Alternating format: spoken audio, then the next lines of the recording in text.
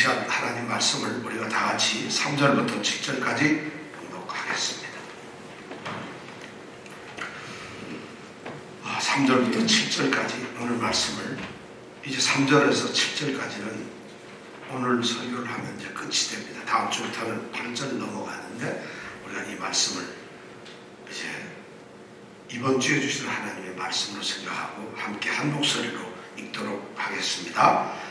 내가 그리스도 예수의 좋은 군사로 나와 함께 고난을 받을지니 군사로 다니는 자는 자기 생활에 얽매이는 자가 하나도 없나니 이는 군사로 모집한 자를 기쁘게 하려 함이라. 경기하는 자가 법대로 경기하지 아니하면 면류관을 얻지 못할 것이며 수고하는 농부가 곡식을 먼저 받는 것이 마땅하니라. 내 말하는 것을 생각하라. 주께서 범사에 내게 총명을 주시리라. 아멘. 네, 이상은 하나님 말씀입니다. 우리가 바울은 그리스도인으로 하나님의 자녀로 부르심을 받은 이 성도들이 어떤 사람이 되어야 하는가, 그 어떤 이미지를 우리에게 세 가지로 이렇게 비유로 말씀을 했습니다. 첫 번째가 뭐였죠? 좋은 군사, 그리스도 예수의 군사가 되어야 한다는 것이죠.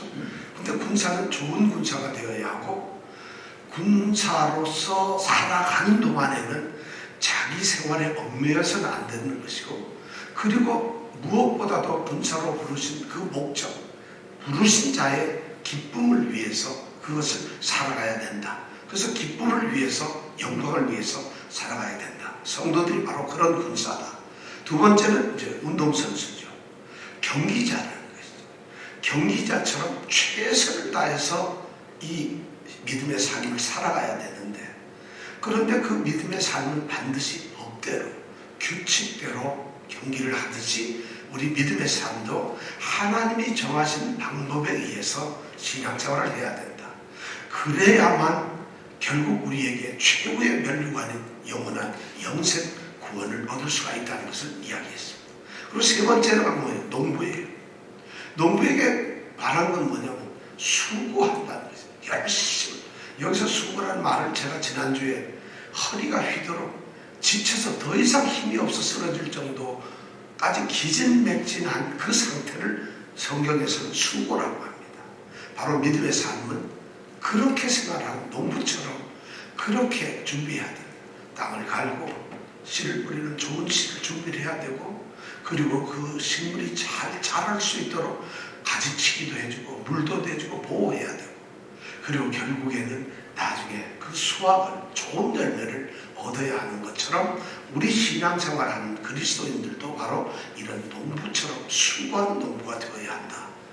이런 세 가지 이미지를 이제 바울 사도가 성도에 대해서 말을 하고 난 다음에 그 말씀의 결론적이면서도 아주 중요한 말씀을 7절에 우리 하고 있습니다. 7절에 뭐냐면 내 말하는 것을 생각하라. 주께서 범사에 내게 총명을 주시리라. 앞에 있는 말과는 전혀 다른 것 같지만은 오늘 너무 중요한 말씀, 이 7절의 말씀을 우리가 한번 생각해 보려고 합니다. 7절의 말씀이 우리에게 보니까 총명이라는 것이 주제가 되고 있습니다. 총명을 주시리라. 성도들은 총명이 있어야 되는 거죠. 총명을 받아야 되는 거죠. 총명을 주께서 주시니까 우리는 범사에 총명하도록 총명해져야 한다는 것이죠. 자, 총명이 뭘까요? 총명. 총명이라는 말은 성경에 보면 지혜라는 말과 단짝으로 이렇게 보통 나타납니다.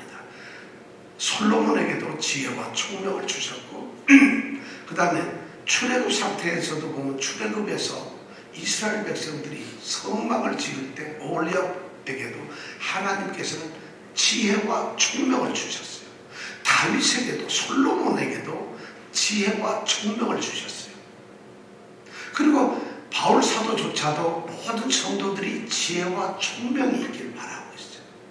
그렇다면 지혜와 총명이란 신앙생활에서 절대적으로 필요한 것인 것 같아요. 그런데 오늘은 우리가 총명에 대해서 이야기를 하고 싶어요. 총명이 뭘까요? 총명. 지혜하고 총명은 어떻게 보면 같은 것 같아요. 야, 저 지혜로워야 된다. 총명해야 된다. 그런데 이건 조금 다릅니다.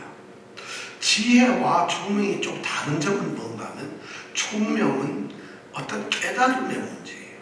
어떤 것을 아는 것, 지식과 아는 것이 문제예요. 총명. 그래서 우리가 어린아이보다 야, 얘 참 총명하다. 그러면 똑똑하다는 걸 잘 알고 이해를 빠르고 금방 그걸 알아차려가지고 아주 영특하고 영리한 것, 이것을 총명이라고 해요. 근데 지혜는 그런 것이 아니에요. 지혜는 총명한 것이 아니라 어떤 행위를 함에 있어서 가장 옳고 바르고 적절하고 알맞게 행할 수 있는 그런 능력을 지혜라고 해요. 그래서 어떤 사람이 할 때 똑똑은 한데 총명은 한데 지혜롭지 못하다. 그런 말 우리가 하잖아요. 근데 어떤 사람은 총명하지는 않아도 무척 지혜롭게 행동을 한다. 그러니까 지혜와 총명은 같은 듯하게 뵙지만 전혀 또 다른 의미죠. 지혜는 어떤 행위를 하면서 삶을 살아감에 있어서 우리가 어떻게 행동을 하느냐는 어떻게에 대한 개념이고, 총명은 무엇을 분별하고 구별해낼 수 있느냐, 아느냐는 무엇에 대한 문제. 무엇을 아느냐, 이건 총명이고 어떻게 그것을 적용하느냐가 지혜라는 거예요. 그러니까 지혜와 총명이 다 있어요. 알아서 그걸 잘 적용하는, 그래서 지혜와 총명이 우리에게 절대적으로 필요하다는 것이죠. 그래서 지혜와 총명, 그런데 이 둘의 관계는 뭐냐면 지혜롭게 행동하기 위해서는 총명에서 뭔가 깨달음이 있어야 돼요. 깨달음이 전혀 없는데도 지혜롭게 행동한다? 이 지혜는 옳은 지혜가 아닐 수 있어요. 그러니까 지혜로운 자는 반드시 총명해야 된다는 것이에요. 자, 그래서 오늘 말씀해 보니까 주께서 범사에 내게 총명을 주시리라. 범사에 모든 데 총명을 주신다는 거예요. 그럼 총명을 우리가 받아야 되는 것이고, 총명은 주님께서 주시게 된 약속이에요. 그럼 오늘날 성도들은 주께서 똑똑해야 돼요. 영민하고 지혜롭고 똑똑해야 돼요. 뭐에 똑똑해야 되나? 범사에 모든 일에서 우리는 똑똑해야 된다. 바울사도가 지금 이것을 7번째 7절에도 딱 이야기를 하고 있어요. 네가 군사처럼 선수처럼 농부처럼 그렇게 내가 지금 예를 들고 있는데, 이 말을 네가 잘 듣고 지혜롭게 좀 총명스럽게 깨달아야 된다는 이런 말씀을 하고 있어요. 그렇게 함으로 인해서 네가 진정으로 참된 성도들은 정말 총명스러운 그런 성도가 된다는 것을 우리에게 말해주고 있어요. 이 총명이라는 단어는 헬라어로 슈네시스라는 말인데, 모든 세상의 물이 한 곳으로 모인다, 이런 뜻이에요. 그러니까 세상에 있는 모든 물이 다 한 곳으로 모인다는 얘기는 첫째, 넓어야 되고 모든 것을 포용할 수 있어야 되고, 그 다음에 가장 낮아야 돼요. 높은 데 있으면 물이 모일 수가 없어요. 그리고 넓어야 되고 낮아야 되고 다 받아들일 수 있어야 돼요. 이것이 바로 그러니까 모든 물이 다 한 곳으로 모이는 그 상태를 총명하다 그래요. 그래서 고대 이 헬라 시대, 바울이 지금 이 디모데 후서를 쓰고 있던 그 당대 시대에서는 이 총명이라는 의미를 갖다가 저 사람이 총명하다, 이 말은 뭐냐면 신을 제외하고 난 인간들이 가질 수 있는 최고의 지성, 가장 인간들이 잘 알 수 있는 최고의 지성을 총명이라고 그랬어요. 그러니까 그리스도인들은 이런 총명스러운 자, 총명한 자들이 되어야 된다는 것이에요. 이것을 하나님께서 선물로, 주께서 우리에게 선물로 주시겠다고 약속을 하셨다는 것이죠. 그러니까 우리 그리스도인들은 어리석거나 좀 바보 같거나 난 잘 모르는데 이럴 수가 없는 거예요. 다 깨달음이 있어요. 총명해야 된다. 그래서 우리는 총명이라는 축복을, 그 은혜를 우리가 받게 되는데, 총명해야 되는데, 근데 총명은 우리가 정확한 의미를 보면 한 3가지 의미로 우리가 나눠볼 수가 있어요. 총명하다, 우리가 총명한 그리스도인이 된다 하는 것은 첫 번째 뭐냐면, 총명이라는 것은 통찰력이 있다는 것이죠. 저 사람이 참 총명하다, 이 말은 통찰력이다. 통찰이라는 말은 것은 전체를 다 이렇게 딱 내려다볼 수 있는 이런 깨달음을 통찰이라고, 인사이트라고 그러죠. 인사이트, 전체를 볼 수. 얘도 코끼리를 보는데 하나를 보고, 어떤 진리를, 사물을 보는데 어느 한 부분이나 아주 작은 작은 이런 부분만 알고 있고 나머지를 모르는 것, 이거는 총명이 아닙니다. 총명이란 전체 사물을 전부 꿰뚫어 볼 수 있는 이런 능력이 바로 총명이에요. 그럼 우리 성도들은 그런 능력이 있어야 돼요. 그런 능력을 선물로 주신다고 해서 이미 우리에게는 있어야 돼요. 그러니까 믿음에 대해서 그리스도인이 어떤 존재인가, 내가 구원을 받는 것이 뭔가 하는 것에 대해서 전체적인 그런 것을 알고 있어야 돼요. 저는 몰라요. 그런 거 알 필요도 없고, 이 사람은 오늘 약속한 이 7절에 절대적으로 위배되는 사람이에요. 왜냐하면 주께서 범사에게 충동을 주시리라고 약속을 했는데 모른다면 이건 이 말씀이 거짓이거나 그 사람이 잘못됐거나 둘 중에 하나잖아요. 근데 총명은 바로 그런 통찰력이 있어야 돼요. 총명의 첫 번째 이 의미는 통찰력이라는, 두 번째는 이해력이에요.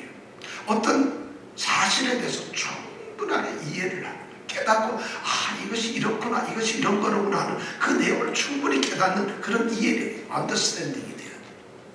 이해력, 통찰력과 이해력이 있어요. 그리고 세 번째로 중요한 것이 뭐냐면 분별력이에요.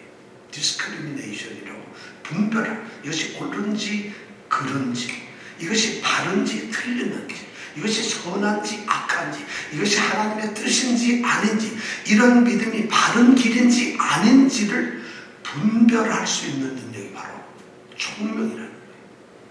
그러니까 이 총명이라는 단어 안에는 통찰력, 이해력, 분별력이라고 하는 이 세 가지 개념이 이 안에 다 들어가 있어요. 그러니까 우리에게는 이 총명을 하나님께서 주시지 않을 수가 없어요. 왜냐하면 하나님의 자녀로서 올바르게 세워지고 올바른 삶을 얻고 하나님의 자녀답게 살려고 한다면 이런 통찰력과 이해력과 분별력이 있어야 되기 때문이에요. 너무 당연해요. 그래서 주께서 범사에 어느 한 부분이 아니라 모든 일에 대해서 우리에게 총명을 주신다는 거예요. 이것이 너무 중요한 그 말씀을 지금 바울 사도는 그러니까 얘기를 하고 있는 것이에요. 온전하고 정말 참된 믿음을 가진 그리스도인이 되는 것, 그리고 참된 믿음의 삶을 살아가는 길을 아는 것, 그리고 그대로 살아가고 있는 것. 그래서 세상에 살면서 그런 믿음의 삶을 살면서 온통 세상에 일어나는 모든 일에 대해서 옳고 그름, 하나님의 뜻 안에 있는가 아닌가를 분별해낼 수 있는 이런 능력을 우리로 하여금 가지라는 것이죠. 부분만 알아서는 안 돼요. 그리고 막연한 이런 지식을 가져서는 안 된다는 것이죠. 그리고 어떤 걸 갖다가 가려내지 못하고 이러면 안 되는 거예요. 왜냐하면 이런 능력이 부족하게 되면 이단에도 빠지게 되고 또 잘못된 신앙을 갖게도 되고 자기 고집, 자기의 생각으로 신앙생활을 하게 되는 것이죠. 한국도 오늘날 2000년 동안 이 기독교의 역사를 쭉 보면은 이 바로 총명이 없기 때문에, 총명 때문에 일어나는 문제들이 너무 많았어요. 교회가 시끄럽고 모든 물이 생기는 것은 바로 이 총명이에요. 우리 성도들이 선거 얘기를 할까요? 어떤 후보가 둘이 나왔는데 이 후보들에 대한 이 사실을 갖다가 정확하게 이해하고 통찰하고 분별해내는 능력이 바로 총명이에요.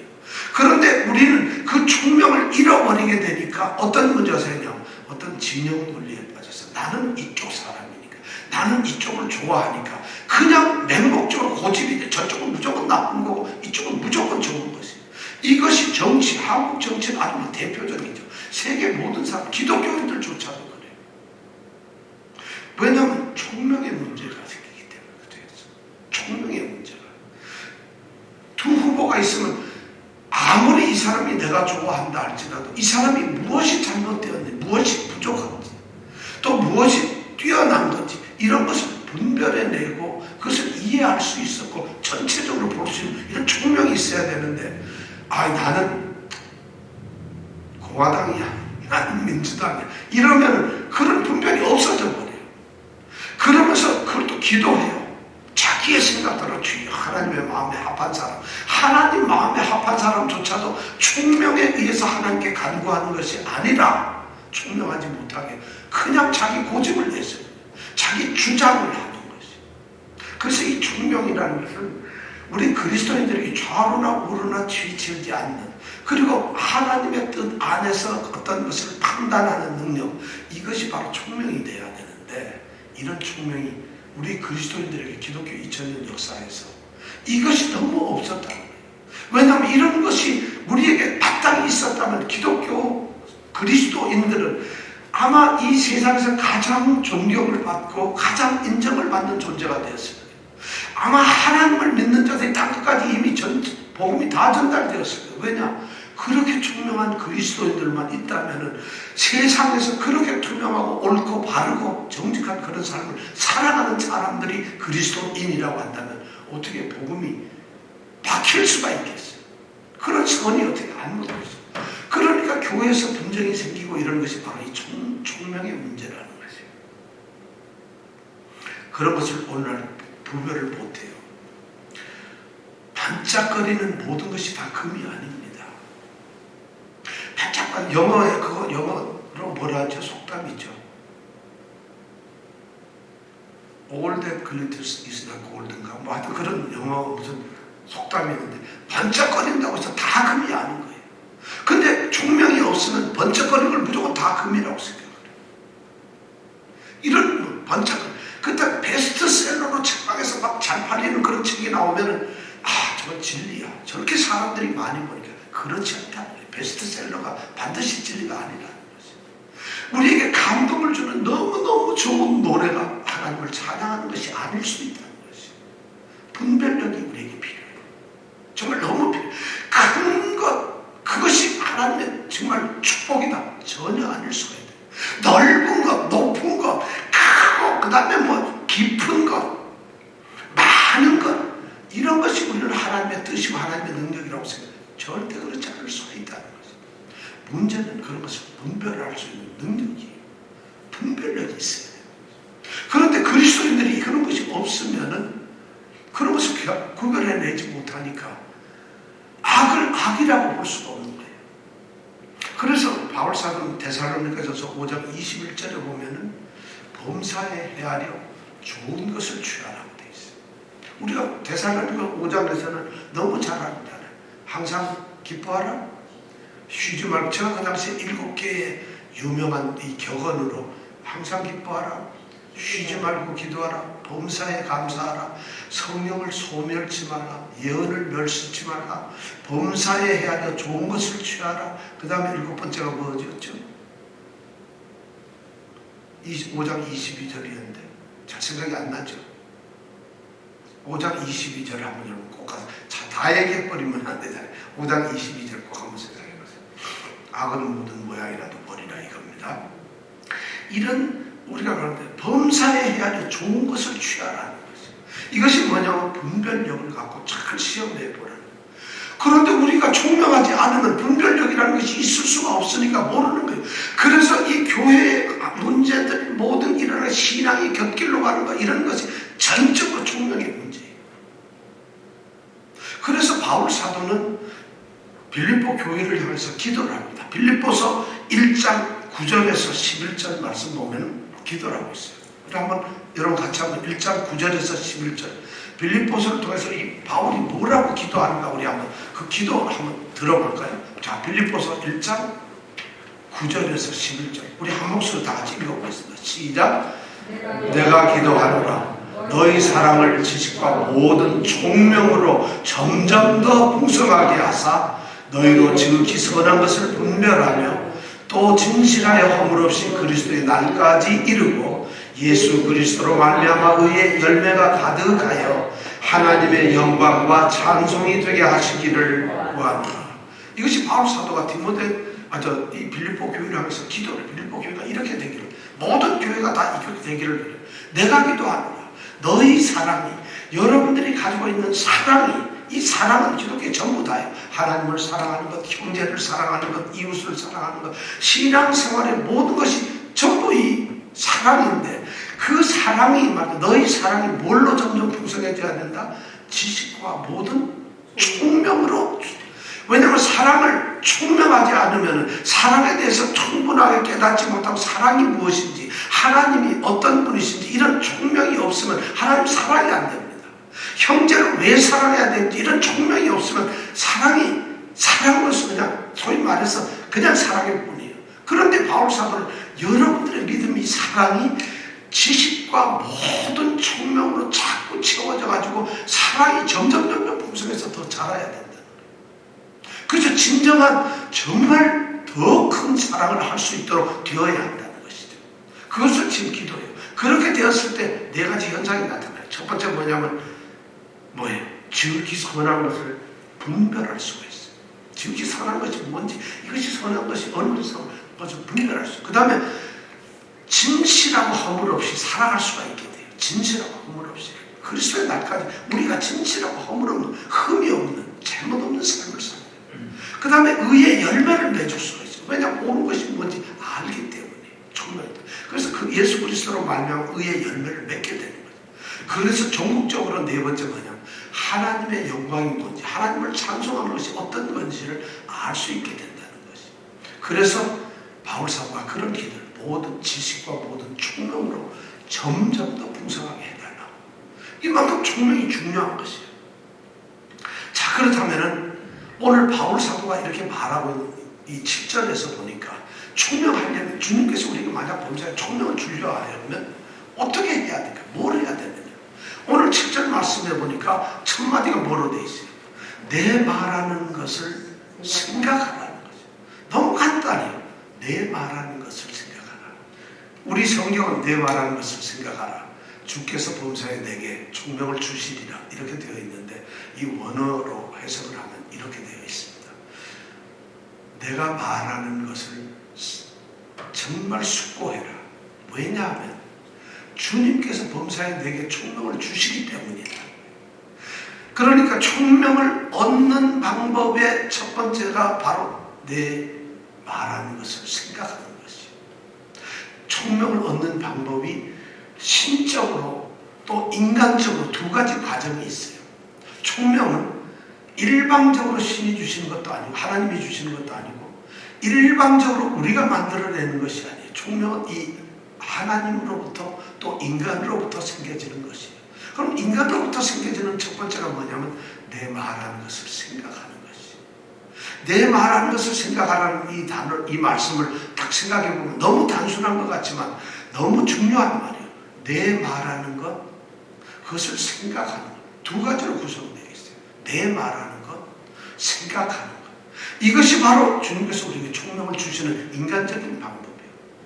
자, 내가 말하는 것을 생각하라는 것이에요. 그럼 내가 말하는 이 단어도 우리가 정확하게 잘 나누면 두 가지로 나누는 것이죠. 내가 말하는 것이죠. 내가 말하는 것. 그럼 내라는 건 누구겠어요? 바울 사도겠죠. 근데 바울 사도가 자기가 말하는 것을 생각하라고 얘기한다. 그 바울이 도대체 누군데? 자기가 뭔데? 내가 말하는 것을 너희가 그대로 따두고 생각하고 지키고들 하라는 것이죠. 바울이 뭔데 그렇게 얘기할 수 있어? 우리는 왜 바울의 그 말을 그대로 믿고서 따라야만 할까요?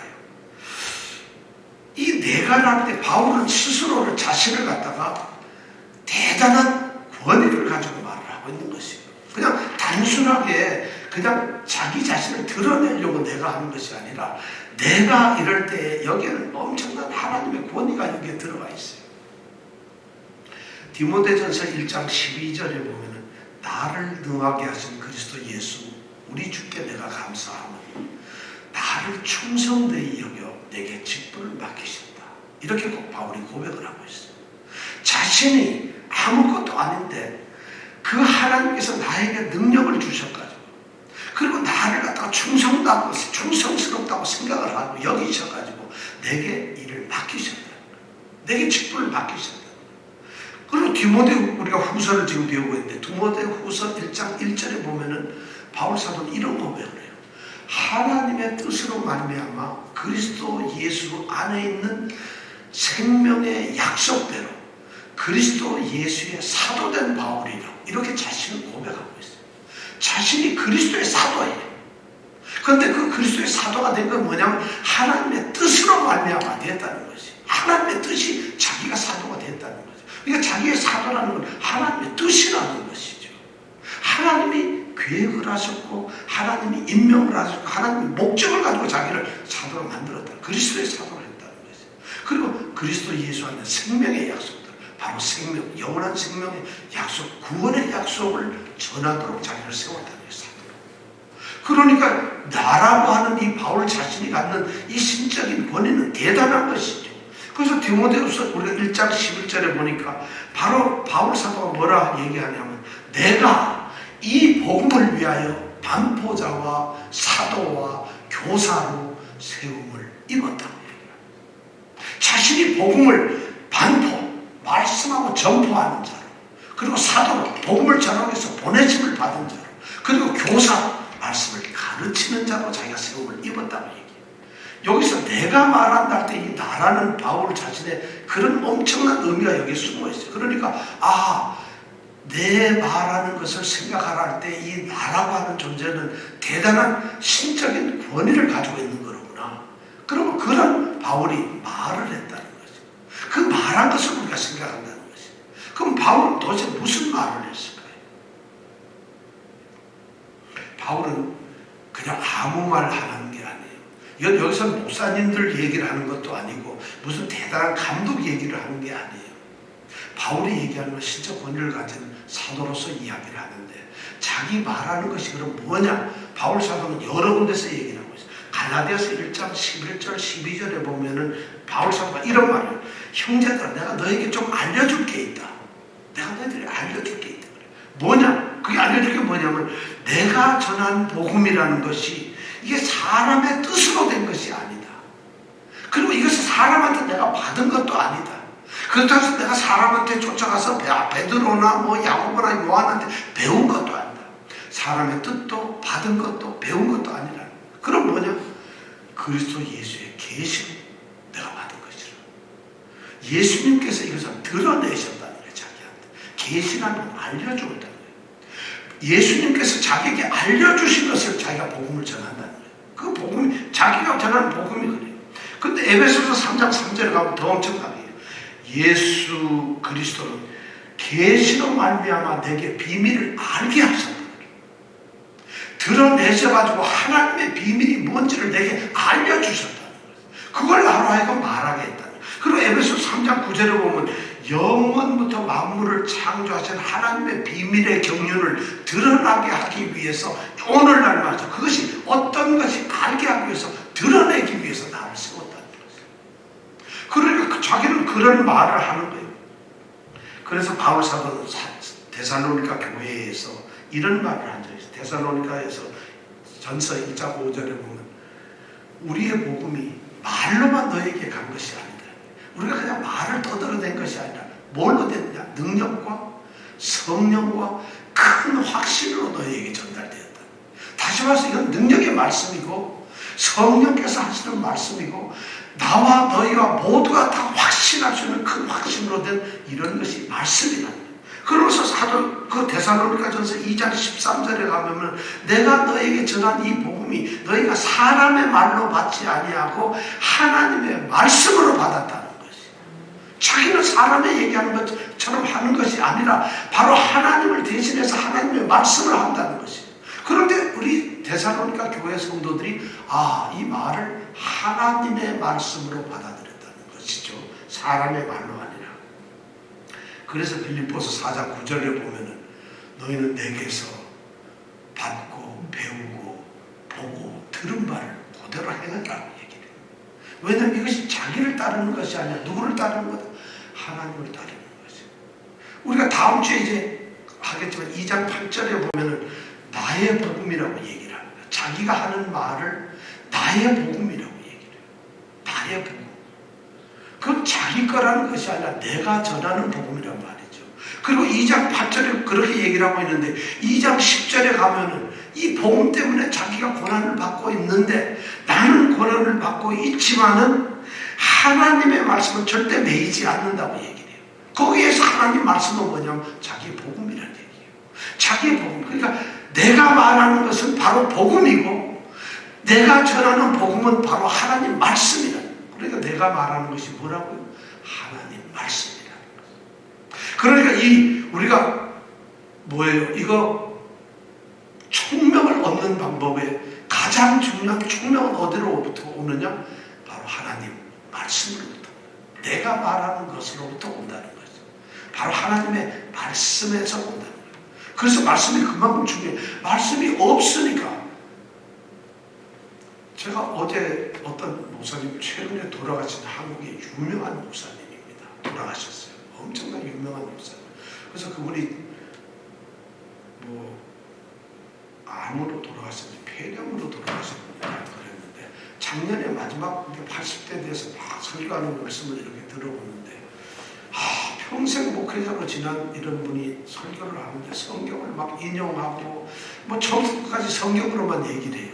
근데 이렇게 들으면서 제가 어젯밤에 한 설교 3편을 들었는데, 들으면서 내 말하는 것인가 저것이, 그냥 어떻게 보면 우리 목사님들이 교회들 신앙생활 잘해요, 싸우지 말고 건축을 할 때 이렇게 하고 목사님 말 이런 얘기를 갖다가 1시간씩 2시간씩 하는 거예요. 나는 그걸 이렇게 보면서 저분이 평생 몇십 년을 목회를 하고 한국에서 그렇게 존경을 받고 돌아가신 목사님인데, 내 말하는 것이라는 이 하나님의 말씀을 돌아가시기 전에 정말 말씀을 얘기를 해야 되는데, 너무 우리가 도덕적이고 단순한 이런 말씀을 하시는 거예요. 그걸 자기의 유언처럼 설교를 하시는 거예요. 이렇게 들으면서 우리가 저렇게 되면 총명이 생길까? 분별력이 생길까? 하나님의 뜻을 알 수 있는 이해력이 생기는가? 저런 말, 건축 지을 때 자를 재가지고 뭐했는데 돈을 떼어먹으려고 이런 걸로 한 20분, 30분 하고 장로 해라 이런 얘기로만 하는 걸 들으면서 제가 너무 답답했어요. 오늘 교회가 이런 얘기를 하고 있었구나. 근데 문제는 교회들이 다 그렇다는 것이. 총명을 얻기 위해서, 우리가 바른 길을 가고 올바르게 깨닫기 위해서는 하나님의 말씀이어야 된다는 것이. 하나님의 말씀이 아니면 총명을 얻을 수가 없다는 것이에요. 그래서 바울 사도는 내 말하는 것을 어떻게 하라고? 두 번째가 바로 생각하라는 거죠. 생각하라. 하나님의 말씀을 내가 말하면서 생각하라는 거예요. 우리의 가장 심각한 것은 뭐냐면 생각을 안 하는 것이에요. 실제로는 하나님의 말씀은 책방에 가보면 글로 책으로 된 게 막 깔려 있어요. 책과 테이프도 많고 저기 설교 테이프도 많고 온통 하나님의 말씀, 성경책, 집에도 집사님 집에 성경책 몇 권 있어요? 다 한 권밖에 없나요? 아마 한두 권 있을 거고, 책방에 가면 성경이 이름도 다양하게 엄청나게 성경이 많아요. 하나님의 말씀이 너무 기록된 것이 많아요. 그렇다면 쉽게 얘기하면 하나님의 말씀은 도처에 우리에게 들려주시기 위해서 있는데, 두 번째 중요한 것은 인간으로서 하지 않는 것이 생각하지 않는다는 것이죠. 여기서 생각한다는 것은 그냥 이렇게 가만히 생각한다는 의미가 아니라 정말 심사숙고하고 연구하고 아주 묵상하고, 그래서 묵상에 거듭해서 그 뜻을 알아내고 깨닫고, 그리고 그 뜻이 무엇인가 충분히 이해하고, 그리고 그 말씀을 통해서 분별해낼 수 있도록까지 자라나도록 우리가 성경 말씀을 묵상하고 적용을 하는, 생활해야 하는 이런 것을 바울 사도는 여기서 생각하라 이렇게 말로 표현하고 있어요. 그러니까 생각이란, 우리는 번역을 좀 이렇게 하면 안 되는데, 생각하라 이러니까 이걸 읽는 분들은 바울 말하는 걸 생각 좀 해야지, 이렇게 단순하게 생각하라고. 여기서 생각하라는 게 진지하게 공부를 하라는, 실천하는 거예요. 성경 공부를 하라는 것이에요. 생각하라는 것은. 그래야만 주께서 범사에 내게 총명을 주신다는 것이에요. 총명을 주시기 위해서 우리에게는 바로 하나님의 말씀을 진지하게 공부해야 돼요. 생각을 해야 돼요. 내 말하는 것을 생각하라. 하나님 말씀을 공부하라는 것이에요. 이것이 없으면 안 된다는 것이에요. 하나님 말씀을 우리가 생각함으로 하나님께서 우리에게 지혜를 주세요. 이것이 우리가 인간적으로 해야 될 일이에요. 그런데 오늘 성경 공부를 한다고 하는 제자 훈련하고 무슨 성경 공부 무슨 이런 공부를 하는 것도 가만히 보면 말이죠. 제가 그 성경 공부 교재를 갖다 우리 교회 몇 년 전인가 한 7, 8년 전인가 교재로 공부를 해보려고 교재를 막 봤는데, 그 교재로 하면은 제가 보기에는 우리가 하나님의 진리를 아는데 부족해요. 왜냐하면 그게 목회적으로 쓰여 있어가지고 성도들이 교회에서 뭘 잘해야 되고 어떤 거 봉사를 어떻게 잘해. 이런 걸 가르치기 위해서 만들어 놓은 책들이 성경 교재예요. 우리에게 그게 필요 없어요, 사실은. 우리가 하나님께서 성경에서 말씀하는 그리스도인은 어떤 존재가 되어야 하느냐, 교회는 무엇인가, 그리고 교회는 어떤 형태로 가져야 되는가, 하나님은 뭘 기뻐하시는가를 알게 되면은, 그것이 적용되면은 봉사하지 말아야 하게 된다는 것이에요. 섬기지 말아도 섬기게 되는 것이에요. 왜냐하면 하나님 말씀이 그렇게 가르치고 있고 그걸 이해하고 깨닫고 분별하게 되면 그들은 행동할 수밖에 없는 거예요. 그런데 그걸 친절하게 얘기하라고 말씀을 제껴놓고 자기대로 이렇게 좀 해석을 해서 아주 듣기 좋은 얘기로 여러분 이렇게 하면 못 봤습니다. 뭐 그런 얘기를 해가지고 슬슬슬슬 교회 잘 섬기도록 하고 이런 말씀들이 주로 나오는 건데 그걸 성경 공부라고 하는데 지금 바울은 오늘 그런 말씀하고 있는 게 아니에요. 내 말한 것을 그대로 생각하고 지키라는 것을. 이렇게 하는 것이 우리 인간이 해야 됩니다. 우리 성도들이 그렇게 해야만 총명을 주시는 거예요. 그럼 그렇게만 하면 하나님께서 총명을 주시는가? 그렇지 않아요. 총명은 그 다음에 신적인 영역이 또 있어요. 우리 인간적으로는 성경을 공부하고 진지하게 생각해야 되지만 하나님께서 하시는 뭐냐면 오늘 그 말씀에 보니까 7절에 보니까 내 말하는 것을 생각하라. 그렇게 되면 어떻게 돼요? 주께서 범사에 내게 총명을 주시냐. 총명을 주시는 것은 우리가 그렇게 노력해서 깨닫는 것이 아니라 주님이 주시는 거예요. 주님께서 주시는 거예요. 그러니까 주님이 전적으로 우리에게 주시는 선물이고 주님께서 기쁜 마음으로 자신이 택한 자신이 사랑하는 성도들에게 이렇게 총명을 주시는 거예요. 그런데 이 총명을 주시는 방법 수단이 뭐냐면 하나님의 말씀을 생각하게 함으로써 그렇게 함으로써 주님께서 지혜를 주신 총명을 주신다는 거예요. 그냥 주는 게 아니에요. 여기서 우리가 잘못된 게 이런 게 있어요. 어떤 사람들은요, 어떤 성도들은 게을러요. 그래서 성경 읽기 싫어요. 그래서 성경 구절 대충 이렇게 읽어보고 그냥 얼렁얼렁 대충 한번 쓱 보고 난 다음에 그 다음에 기도합니다. 주여 종료 주십시오. 왜냐면 주님이 준다는 게 막 그냥 뜨겁게 막 기도합니다. 영적으로 주여. 너무 영적이고 너무 영성이 강한 거죠. 주여 총명을 주시옵소서. 오늘 그런 종들이 너무 많아요. 성경 설교를 할 때 성경 말씀을 막 철저히 읽고 분석하고 주석책 가지고 연구하고 막 이렇게 해서 성경 말씀에서 여기서 하나님의 뜻이 뭔가 찾아내고 하는 이런 것이 아니라 읽고 나서 주여 말씀을 주시옵소서 기도합니다. 지금 오늘 말씀에 오늘 성경이 말하고 있는 사도가 말하고 있는 성경의 말씀을 정면으로 이건 위반하는 거죠. 성경의 말씀에 도전하고 거스르는 거예요. 내 말하는 것을 생각하라. 이것이 우선되어야 돼요. 자기 성경 말씀을 연구하고 그렇게 하지 않으면서 기도만 하고 주여 성령께서 내게 지혜를 달라 이러지 말라는 얘기예요. 심적으로 주님이 주시는 선물을 말씀을 연구함으로써 이것이 두 가지가 같이 어울려야 돼요. 또 어떤 사람들은 성경을 그렇게 읽고 그냥 영적인 것처럼 하느라고 성령께서 주시면 됩니다 하고 이렇게 하는 그게 잘못된다는 거예요. 그러지 말라는 거예요. 이 두 가지가 합쳐져야 돼요. 하나님 말씀을 생각하는 것 그리고 주님이 주시는 선물을 위해서 기도하는 것 이 두 가지가 더해져야 되는데 하나만 하는 것은 안 된다는 것이에요. 또 어떤 사람들은 이래요. 성경을 너무 이 지성과 이성이 뛰어나다 보니까 성경 말씀 자꾸 책도 이만큼 쌓아놓고 하나하나 보면서 다 연구를 하고 해서 그리고 나서는 됐어. 성경은 이걸 이야기하는구나 하고 그냥 얘기를 하는 거예요. 소위 주께서 주시는 총명을 찾지 않는 분들이 있어요. 주님이 주시는 주님의 역할을 제한해버려요. 자신의 이성이 될 수 있다고 자신의 어떤 연구 자신의 어떤 깨달음으로만 하는 그런 게 뭐가 되겠어요. 이걸 해도 이단이 될 수 있고 저걸 해도 이단이 될 수 있어요. 이것이 오늘날 심각한 문제예요. 오늘 이 7절에 있는 말씀이 이것이 얼마나 우리에게 바른 길을 가도록 해주는 말씀인지 몰라요. 정말 너무 중요하죠. 그러다 보니까 우리는 열심히 공부 연구만 하는 사람도 문제고 성경은 제껴놓고 오직 오늘 설교를 준비해서 20시간을 기도하고 싸웠습니다. 오늘 성경 말씀은 우리에게 그런 말을 하고 있잖아요. 내가 말하는 것을 생각하라. 왜냐하면 그렇게 해야만 주님께서 범사에 내게 총명을 주시기 때문이라는 거예요. 이 말씀을 떠나서는 안 되는 거죠. 우리는 이것을 자꾸만 분리해버리고 하나만 추구하려고 그러는데, 우리가 총명한 그리스도인이 되기 위해서 분별력을 갖고 이해력이 있는, 그리고 통찰력을 갖는, 그래서 올바른 그리스도인, 바른 신앙생활을 할 수 있는 총명을 우리가 얻는 방법은 말씀을 진지하게 연구하고 묵상하면서 그대로 적용하면서 주님께 간구하는 것이에요.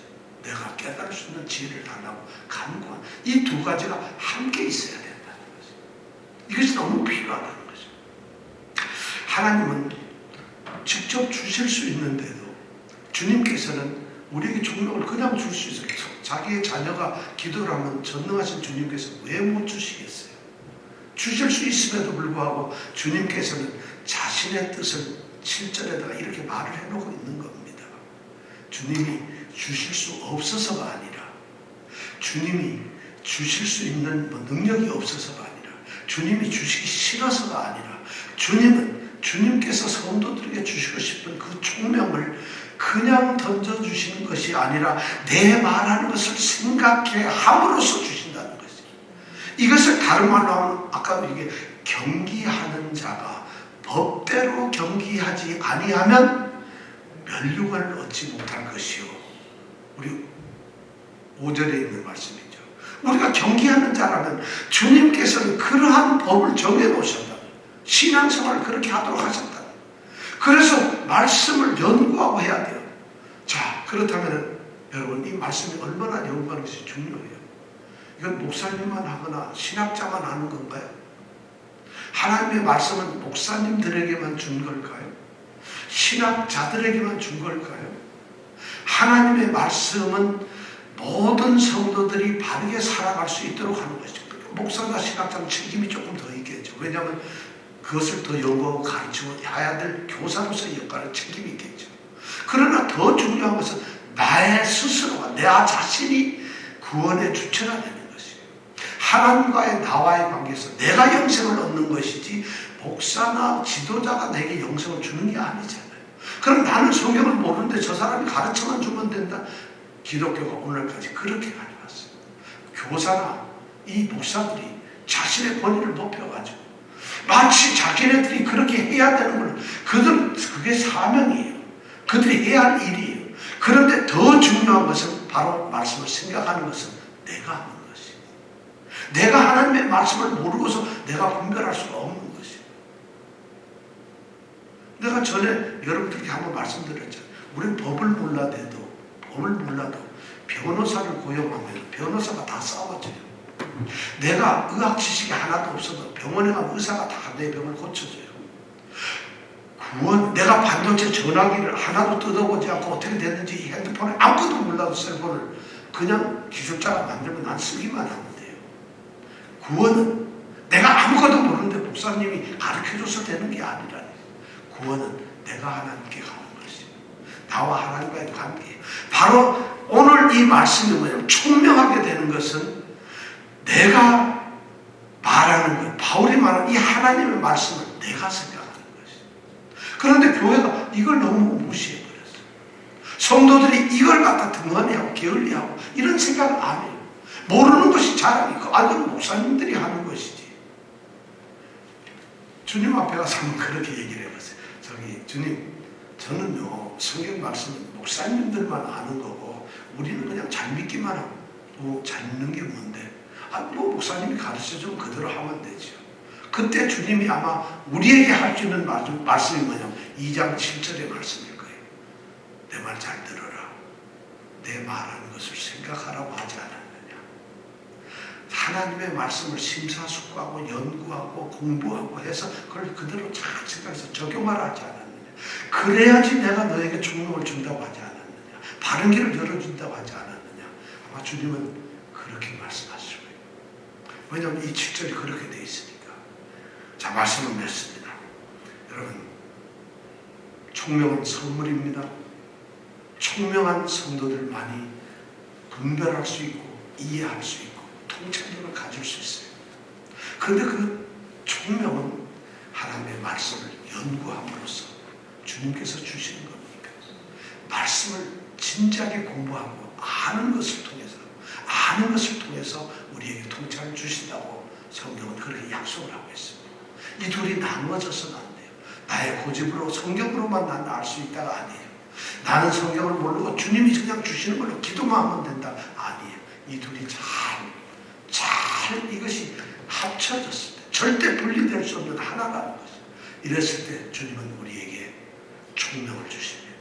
우리 성도들이 이 정말 어지럽고 혼탁하고 진리가 무엇인지 분별하기 힘든 이 세상에서 여러분들 반짝거리는 것이 전부 금이 아니라는 사실을 알고 참된 진리를 깨닫는 우리 성도들이 되시길